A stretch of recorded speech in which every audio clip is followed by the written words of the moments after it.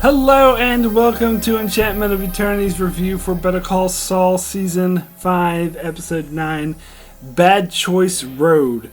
This video is part of a series of videos where I review episodes of Better Call Saul, so I have to start with a spoiler warning for Better Call Saul up to Season 5, Episode 9. If you haven't seen up to this point, you will not want to watch this video, otherwise some things will be spoiled for you. So, in the terms of The Good Place, holy shirt balls, that episode was fucking intense. Now, I try not to make grandiose claims on my channel, especially when an episode just came out and I just watched it about, oh, it's the best episode of the entire show. So I won't make that claim, but I will say for certain, it was the most intense episode of Better Call Saul yet. And it was absolutely amazing. Okay, so let me walk through this episode. Let's start with the opening scene, which I gotta be completely honest here, brought me to tears. When they showed the split scene, like, I gotta say, sorry, I gotta take the time out to talk about this episode, because this episode was basically, it uses all that beautiful cinematography, but for like so much meaning and so much purpose behind it. Anyway, so this scene, we get like the split screen thing. They've done this before, where they show Jimmy on one side and Kim on the other. In fact, I can't remember what episode or even what season it was, but I remember there was a time where they did the split screen when Jimmy and Kim were at the same location, but it showed, like, illustrated how, displeased with their relationship they were and how they, the relationship was kind of falling apart. Well, this time we get the split screen that shows Jimmy walking through the desert, trying to survive, with his only hope that he'll get to Kim. And the other side of the scene, we see Kim worried sick, like sitting there, like freaking out, thinking that Jimmy's dead. And I love that. Again, this is beautiful filmmaking, how they show when Kim takes a drink of water, they show Jimmy taking a drink of his pee at the same time. Like, it was, and then of course it ended with Jimmy actually finding reception. The first thing he does is call Kim, and there's a long pause. When she answers the phone, she says, "Jimmy," and then he finally says, "It's me, I'm okay." And I gotta admit, I was crying a bit. That was so emotionally effective. I think the payoff was absolutely amazing. And so from then, we see Mike apparently called Gus, and Gus sent his two goons to pick them up, and Jimmy was going to sleep in the car, and Mike's like, "No, we got to go over our story together." And of course, they come up with the story that Jimmy's car broke down and he didn't want to hitch a ride because he had $7 million, so they don't want people to know about the shootout, obviously. So he gets back into the courtroom, and he has $7 million in cash, and they do thankfully address the concerns I've been addressing, like, because when the judge said, "Oh, here's bail, $7 million," and the judge specified cash. And he shows up with $7 million in cash. And it's obvious from the people there that they were not expecting to do it. I mean, it does make me wonder, because the judge might as well denied bail. Because it seems like from the judge's perspective and from everyone's perspective, there's no way that he would be able to meet $7 million worth of bail.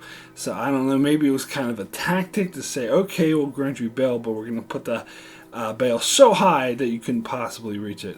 And so they're quite shocked, and they're rightfully suspicious when he is able to meet it, which is something I've been saying. Wouldn't it look very suspicious? And they answer that in this episode, and the answer is he doesn't care, because he's just going to run away to Mexico. So he doesn't give a shit about how suspicious it looks, as long as he can get the hell out of here. Now, I gotta say, just recently, I've been watching I started watching the show called Ozark. I don't know if you've seen that show. Slight spoiler for the very first episode, which I just watched yesterday.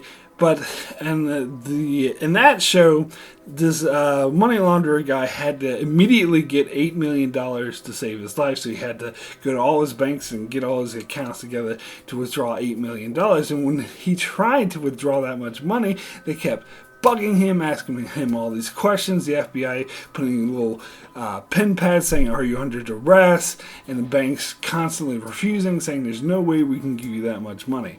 So that kind of puts it in perspective for me, actually, because that's 8 million to 7 million. So yeah, so how crazy, how many alarm bells that raises when you walk in the room with 2 bags full of $7 million.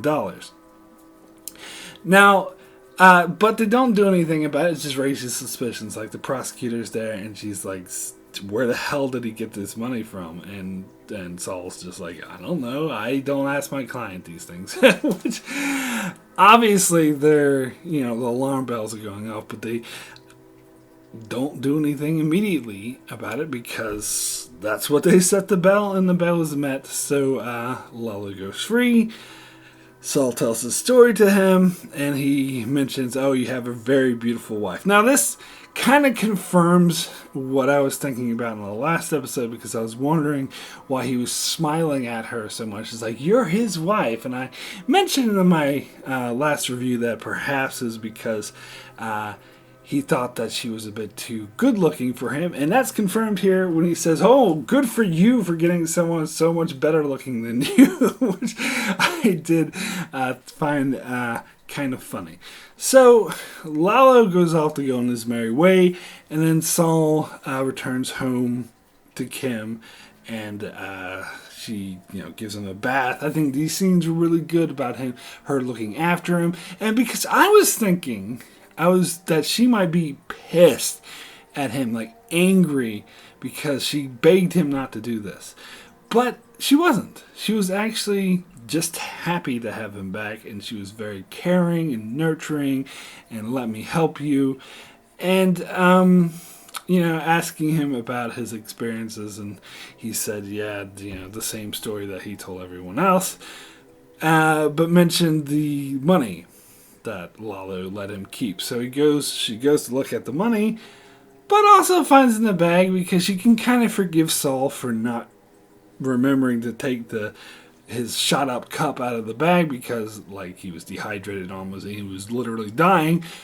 So makes sense he might forget to do something like that.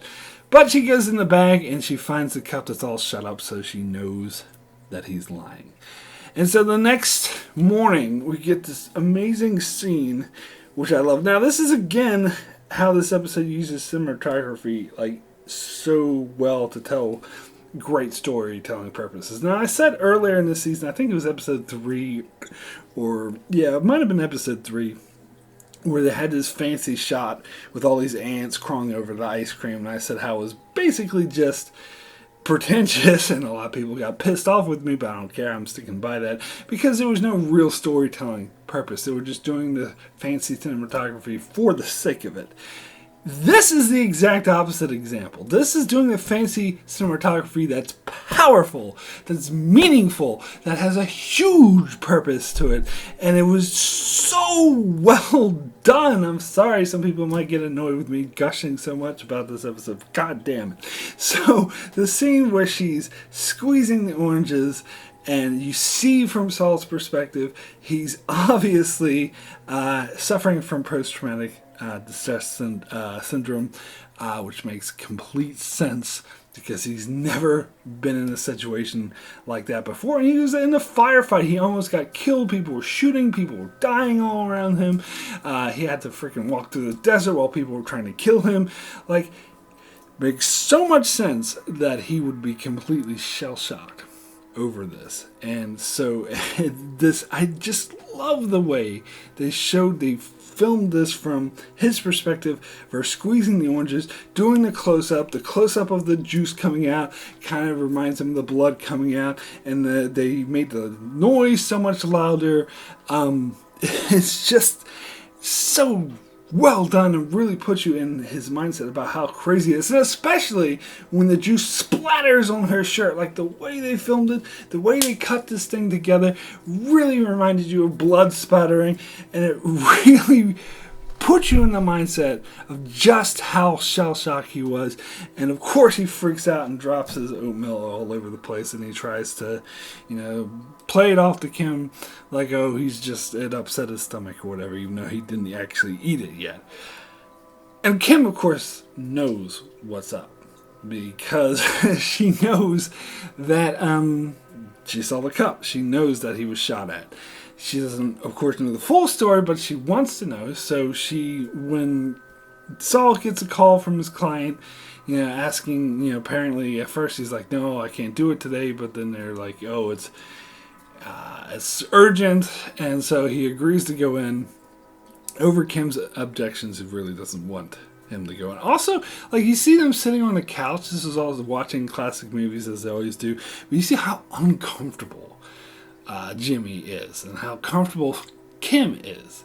Like, she's trying to comfort him, she's cuddling with him, and you can tell that he's still really disturbed by what happened and can't get it out of his mind. So you kind of understand that he's going to court to do his lawyering to try to get it out of his mind, because just sitting around doing nothing is letting his mind run too much, and he's thinking about the trauma that he just suffered. So he wants to try to distract himself, so he decides to go in. And this, of course, is when Kim calls him out and says, look, I know you're lying to me, and just tell me the truth. And he's like, oh yeah, I drank my pee as well. I'm sorry, I didn't tell you that. And she knows that's not it, because she saw the cup. She knows he was shot at.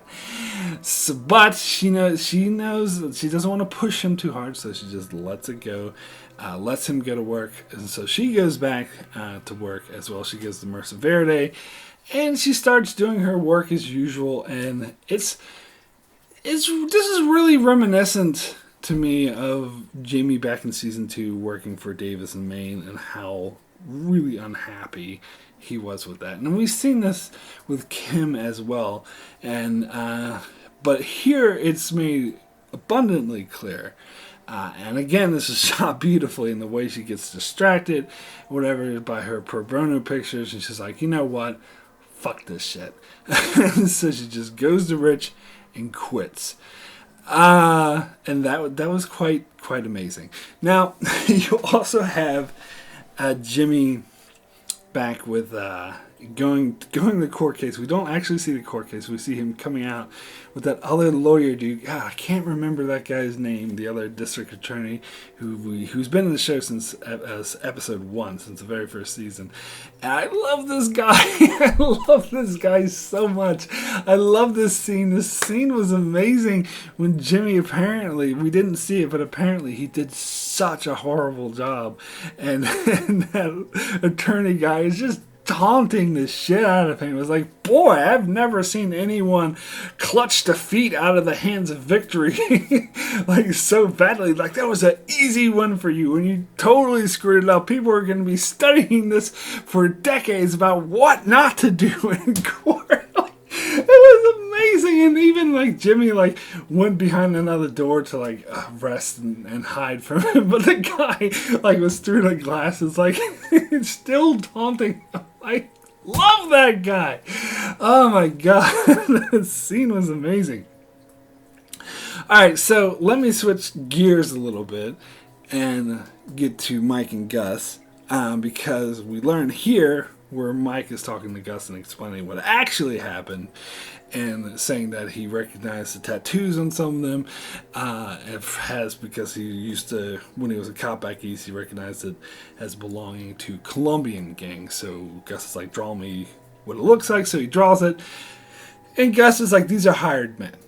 And so we see him call, I can't remember this dude's name. He's the number 1 for the cartel we've seen before on both Better Call Saul and Breaking Bad. And Gus tells him that Lalo's returning to Mexico, and he's like, oh, so this will be the end of your troubles. No more burning down the chicken thing, no more, all this other shit that's been going on, so your trouble's over. And he's like, yes, things will return to normal. And so as soon as Gus hangs up the phone, he's like, that was the guy who sent the people to kill him. Which is interesting because this also addresses another one of the concerns I had last week, because what I was really thinking was who would have the cojones to try to rip off the cartel like this, and the answer is, of course, the cartel. The heads of the cartel ordered this, so they weren't actually ripping off the cartel. They were trying to prevent Lalo from making bail, which has a really sense of irony. In fact, I like how, Gus explains to Mike that he was trying to help us. He's like, well, that was a weird way of trying to help us. It actually screwed us because we wanted him to make bail. And Gus is like, well, he doesn't really know about what I'm doing in my goals, which is true, as we see the resolution of this in Breaking Bad. Because Gus, of course, is up to his own thing underneath the cartel's nose. But as far as the cartel knows, Gus is making a lot of money for them, and Lalo's fucking with him, so they wanted to stop. So the best way they thought is to, just keep him in jail, not realizing that, of course, that's not good enough. They want him to go back to Mexico. So that explains that. So then we get this fucking ending, which, oh my god.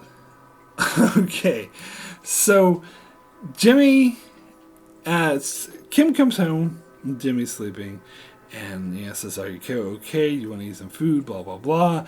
And by the way, I got some news. And Jimmy's like, oh, what is it? Oh, I'll tell you later. It's no big deal. It's like, no, tell me the news. It's like, oh, I quit my job.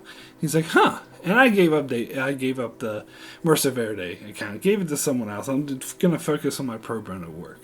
And Jimmy's like, huh. That's not really good news. And you can tell that he's like freaking out. And I love it because most of this episode was kind of focused on the cartel storylines of the show, but this is bringing it back to the whole Jimmy and Kim storyline throughout the season as well, throughout the entire show actually, and tying mainly into these two characters and their main motivations, and how this is really upsetting to Jimmy, who's just like, no, but of course the more he protests, the more he pisses Kim off. Because from her perspective, this is what she needs to do to make her happy. And she was very understanding of him when he changed his name to Saul Goodman and became a defense attorney and gave up the whole elder law and everything like that. She even brings up, she was like, I was very understanding when you did this shit. And he was like, yeah, but I made those choices to succeed. You are giving up on success. Which, again, perfectly illustrates Jimmy's mindset, as we saw at the end of last season, how it's all about winning, it's all about being successful, and how their two minds are actually very different. Kim is more focused on helping people. Being successful really was not appealing to her. Helping people is more appealing to her. But Jimmy, he doesn't give a shit about helping people. He's all about being successful. And I will say, as I said, I thought Kim's disgruntledness with Davis and Maine, with the rich and working with them, was similar to Jimmy's experience with Davis and Maine. So I think maybe she should have brought that up, and that he actually should relate to her more because of that. But don't get me wrong, I think it makes total sense for his mindset of winning, of being successful, that he sees this as a failure. So, yeah, I got to backtrack a bit because I skipped over this beautiful scene earlier where Jimmy met up with, or Saul, I should say, whichever, met up with Mike and was, talking about how, traumatized he is and how much it's affecting him, asking him, when is this going to stop? Can you want, an exact number? And Mike's like, I can't give you an exact number. And just tells him, one day, blah, blah, blah. And he makes a metaphor about the road and how he's on the road and there's nothing he can do. Every choice he made put him on that path. And he's like, oh, gee, thanks a lot. And he says something like, billions of people on the earth, and you're the only one I have to talk to about this. Now, It is a bit frustrating to me that Jimmy won't talk to Kim about this, but it is totally within his character. It makes sense for the show and for the characters. It's just on a personal level. It's just whenever I watch a show like this, when two characters won't talk when they should, it's just just tell her. But it does make a lot of sense. So anyway, while Jimmy and Kim are having this argument, someone keeps trying to call him, and he keeps hanging up. Now, whenever this happens, it's obvious to me that this call is very important, especially with all the events that happen in this episode. Oh yeah, another scene I forgot, very important scene, is where Lalo plans to leave, go back to Mexico, and Nacho drives him down to the same spot. And it's funny that they use the exact same meetup spot, but whatever. Maybe they're not very imaginative. It's near the border, so whatever. So they're gonna meet. He's supposed to meet some people near the border at the exact same spot Jimmy was at, and they're gonna take him south to Mexico. But he just has this feeling. So he's like, I don't remember seeing the lawyer's car on the way here. So let's go look for it. He finds tracks, he follows the tracks, and he finds the car in a ditch, all shot up, which of course really gets him suspicious. So he's like, tells Nacho, yeah, just take me back to Albuquerque. Because I think he is starting to suspect that there was a gunfight, and that the people who are coming to pick him up might just kill him, which I think might be the case. Because we know that the cartel dudes that Gus was talking to really didn't want Lalo around, so I think it's kind of possible that if Lalo just stayed there and met the dudes at the well, they would have just shot him. So Lalo gets an inkling of this, so he goes back to Jimmy to try to get the correct story. And of course, as I said, Jimmy kept hanging up the phone because he's more focused on why the fuck did Kim quit her job. And I think they did this earlier in the season too, where he kept hanging up, and it was Nacho trying to get a hold of him. But this is a lot more urgent, which I kind of knew it would be because of all this shit going down in this episode. So, to get a knock at the door, so there's a pause in the conversation when Kim goes to answer the door, so Jimmy finally answers the phone, and it's Mike telling him to leave the phone somewhere where it can't be seen, but leave it so he can hear what's going on. He's like, what are you talking about? And then, of course, it's Lalo, comes in. Now, this, I don't know. I was going to say this may be my favorite scene in the whole show. It's kind of tied with the whole chicanery scene, and of course the whole scene in season 1 when Chuck first reveals that he thinks Jimmy's a loser. I don't know. But this scene is different because, as I said, this was more suspenseful. This was the most suspenseful, intense scene in the entire show. I mean, I'm hard-pressed to think of a scene that was this intense even in Breaking Bad, although I'm sure there was one. But god damn it, this scene was so damn good. It had me on the edge of my seat. My arm hairs were staying straight up. I mean, more so than any show or suspense movie or anything. This was super intense. This is Quentin Tarantino levels of just suspense. It was just I was so on the edge of my seat. I can't even describe it. It was just so beautiful. Again, how it was shot, how it was acted. Everything about this scene was amazing.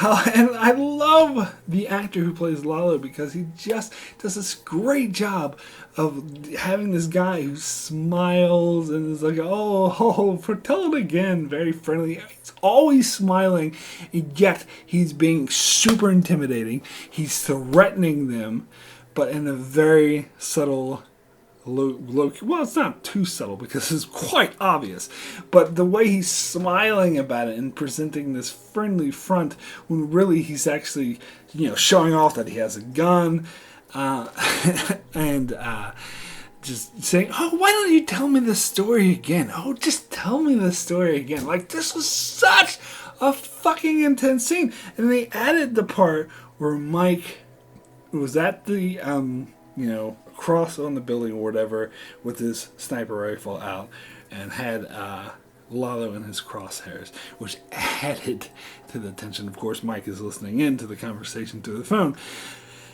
And so this scene was so great because it builds in tension. It's like it's a master class of how to do a great suspenseful scene and to build it and build it and build it, and where it reaches its crescendo, where it really reaches height of holy fuck, I'm like clutching my chair, is when Kim starts yelling at Lalo, and she stands in the way of Mike's scope, so he doesn't have a clear shot on Lalo because Kim is blocking his way, and she's yelling at him. She's saying, "Oh, this Jimmy did all this for you," and freaking out and yelling at him. And the whole time I'm like, "Holy fuck, he's going to kill Kim!" And because from an outside perspective of having seen Breaking Bad before, we know that Saul says to Walter and Jesse, "Did Lalo send you?" in the very first episode he appears in. So why would he say, "Did Lalo send you?" if Lalo was dead? If he knew Lalo was dead, he wouldn't really send him. So it kind of makes it clear that Lalo's not going to get killed. We definitely know that Saul's not going to get killed because obviously he's in Breaking Bad and we've seen him in the future. But Kim, nobody knows what happened to Kim. She's a huge question mark, and people are constantly wondering what they will do to explain why Kim isn't Breaking Bad. Is she just off screen? Did she leave him? Did she move to another state? Or is she dead? So the possibility of her getting killed in this moment, I mean, I guess I'm watching Ozark where a bunch of people just shoot people to make a point recently. He's gotten a mindset that he's just going to kill her to prove his point because he knows that Saul is lying. And the whole time I'm like freaking out. And I gotta say, this whole thing of her yelling at Lalo like this really reminded me of I think it was, God, I can't even remember what season it was, season 2 or 3, maybe season 2, when she yells at Chuck because Chuck accused Jimmy of doctoring all this shit, and she yells at him and saying, "Oh, how dare you do this, he looks up to you, blah blah blah," but she knows full fucking well that Jimmy did doctor it, but she still yells at him.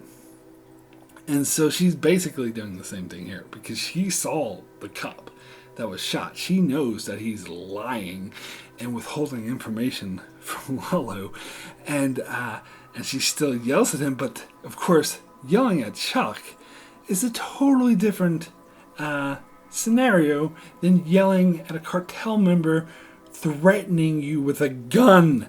And so the whole time I'm like, fuck. And we've seen Kim make bad decisions, such as going to Lalo in the first place last episode, which obviously a bad decision because it got her involved. And I wonder if this was going to be her end, that she got so arrogant that she would make the ultimate wrong decision by trying the same tactic with Chuck on a fucking cartel member who's threatening him with a gun. And so I was just so freaked out watching this scene, and the way Lalo the way they draw this out is just so beautiful. And eventually Lalo just slowly walks out, and then he goes to Nacho and says, back to Mexico. And he's like, "Oh, so we're going back to the well." He's like, nah, we're going all the way. We got a long trip ahead of us. It just wants Nacho to take him directly there because he thinks that the cartel is going to kill him, which he's probably right. So, holy shit. Now, I'm not entirely sure of how he interprets what's going on with Saul, but my guess would be is that he sees pretty much the case for what it is. That Saul is lying, but it's because he's being threatened by someone else. By someone even more powerful than him. Cartels, Fring, I don't know what he's thinking. I don't know if he knows it's Fring yet. But I think he knows that Saul is being coerced. I imagine he would think it would be the cartel who tried to kill him. that threatened him and say, look, you can't tell anyone about what happens or we'll fucking kill you. And so I think that's what he deduced. So I think because they had this scene when Kim was yelling at him, Lalo's looking at Saul to see his reaction. Saul, of course, was scared out of his mind. Now, that doesn't really necessarily tell you anything because he's going to be scared out of his mind regardless of whether or not he's lying. But I think that Lalo really did get the sense, that look of guilt on Saul's face, because it wasn't just that he's scared. He was scared Kim was going to get killed because of something he did, because he's lying. And I do believe that Lalo could see that. So I think he got all the information he needed. Even though Saul lied, I think he could tell from his reaction that he was lying. And therefore, he knew there was other people who were coercing him, so he saw no reason to kill him. Instead, he wants to take it directly to the cartel, which is why he's going to Mexico. That's just my guess. I don't know that for 100% certainty. But holy shit, man. I'm sorry, you're probably sick of hearing me say this. Sick of hearing me gush about this, but god damn it. That scene was fucking amazing. So anyway, my rating for Bad Choice Road. And by the way, I love that title, Bad Choice Road, and because that's another thing Jimmy said when he was trying to talk to Kim. He tried to repeat what Mike said and then said it wrong, kind of like I did. But he kind of fucked it up and was like, "Oh, this is a bad choice road." And she's like, "What? What the hell are you talking about?" That was amazing. Anyway, my rating for Bad Choice Road out of 10 is a 10, the best, obviously. One of the best, if not the best episodes of the entire show. Holy fucking shit, man. That's all I can say. Anyway, god damn it, I love this show. Because this is a place the show never went to before. I mean, this show has always been amazing.